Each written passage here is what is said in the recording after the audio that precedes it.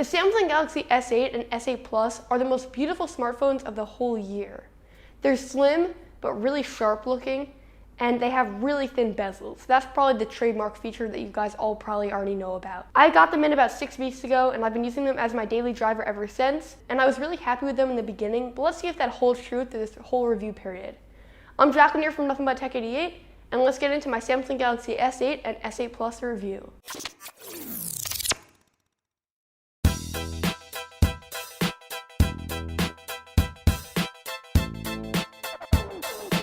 Let's start with the obvious. The S8 is a real looker. In this stealthy black color especially. Seeing this in someone's hands will make you do a double take as you admire the glass metal sandwich and the almost obsolete bezels. Samsung obviously wanted to make a phone that would catch people's attention, and they 100% succeeded. The screen up front looks even more beautiful than the design. It melts over the edges, creating a really immersive experience. Samsung is calling it an infinity display due to the lack of side and top and bottom bezels. It is a gorgeous 1440p display with a little trick up its sleeve. That trick is the aspect ratio. It is now 18.5 by 9, making for more screen real estate in certain applications and compatibility issues in others. These issues show up as black bars surrounding the content that is not supported, whether it is in a YouTube video or another application like Snapchat. As I said in my first impressions video, I'm hoping that as technology improves and developers update applications, this issue will be fixed, but until then, Samsung is offering a pretty decent alternative. With a click of a button, Samsung software will crop in slightly on the content being displayed to fit the panel, but that means that you will lose some of the frame in videos and in other applications. I prefer the black bars over the solution, and they blend in pretty well with the bezels. The screen also affects the button placement. The navigation buttons are now on-screen buttons, which adds a major bonus. You can now swap the order of the multitasking and back button. One major downside is the fingerprint sensor placement though, as it now can't be placed on the home button. It is now adjacent to the camera, which looks sleeker than a random button in the middle of the phone like we're seeing on some iPhone 8 renders,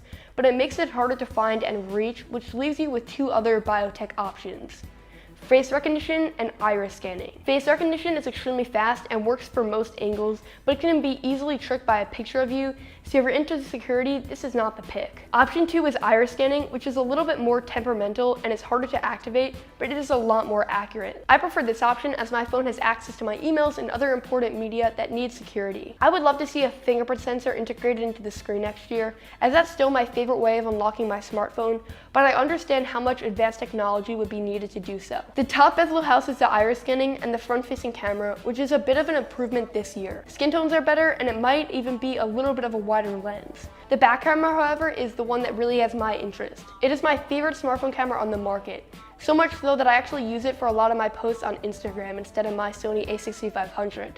I made a full video comparing the Samsung Galaxy S8, the LG G6, and the iPhone 7 Plus, so if you're interested in a detailed analysis of all the photos, you should check out that video. I'll leave it here and a link below.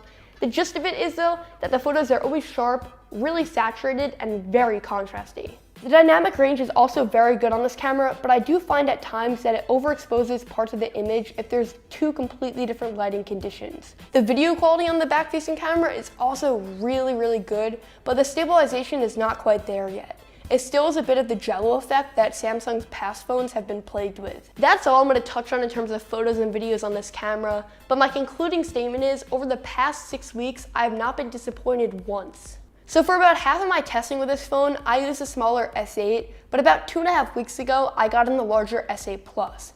The devices are almost identical, with the obvious difference in screen size and battery capacity. The S8's battery life was pretty average, about 4.5 hours of screen on time on really heavy use.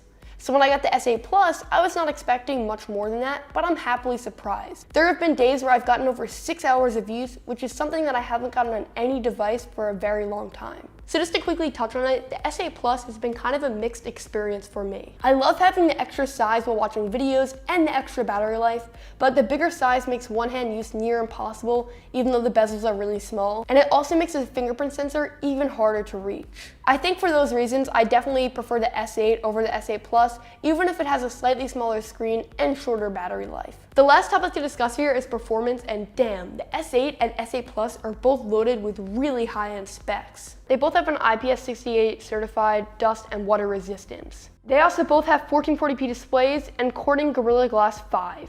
They both also pack the Snapdragon 835 chip and 4 GB of RAM. They're loaded with 64 GB of internal storage, but just like last year, the microSD card slot is still there, and you can go up to 256 GB of storage. So obviously, those are pretty high-end specs, and it definitely shows in the way that this phone runs. Moving from applications are really, really smooth, and I don't find that applications reload a lot because it has 4 GB of RAM.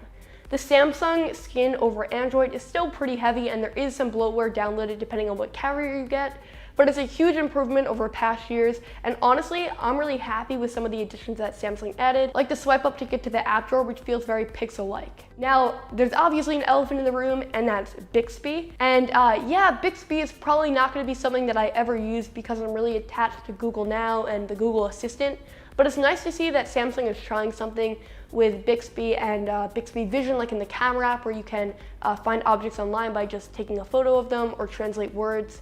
It's still really not that accurate, and it's a very hit or miss situation where you'll show it an object and one time it'll pull up the object and then another time it won't. Or it will pull up something very general, like if you showed a smartphone, it will pull up a bunch of different smartphones and not the one that you had taken the photo of. But it's nice to see that this assistant is starting to grow, and we just saw at Google I/O that Google announced something similar to it, so it's going to be a race to see who can get those better first. But I actually found that feature pretty innovative. What I don't really like that much though is the Bixby button. So Samsung has included a dedicated button to launch Bixby on the side of their phone right underneath the volume rockers, and it's in this place where I feel like I always press it when I'm trying to move the volume down. So it would be nice if we could remap it to something else that would actually be a little bit more useful, like a camera button or something. Even still though, the placement is really not ideal. I think it would have been better if they put it above the volume rockers, as most people are probably not going to be wanting to activate Bixby. I'm not really going to discuss how useful of an assistant it is yet, as it hasn't gotten all of its features. It will get them later this year, and I'll discuss it when it does. But overall, I think I'm going to stick with Google Assistant until Bixby really has a drawing feature to bring me over. So that's the Samsung S8 and S8 Plus. They're almost perfect smartphones. Obviously, a manufacturer can never get every single thing right. In the Samsung Galaxy S8 and S8 Plus, it's the Bixby button, it's the mediocre speaker, and it's the software. But really, those are very minimal things, and Samsung really created an amazing smartphone this year. I think it's the best one on the market. We'll have to see if my opinion changes when the new Google phone comes out. But for now, if you're in the market for an Android smartphone, the S8 and S8 Plus would be my pick for you. Thank you guys all so much for watching this video. If you enjoyed it, definitely smash the like button. If you loved it, feel free to subscribe. I'll have a lot more content coming to you guys very soon. Thank you guys all so much for watching. Bye.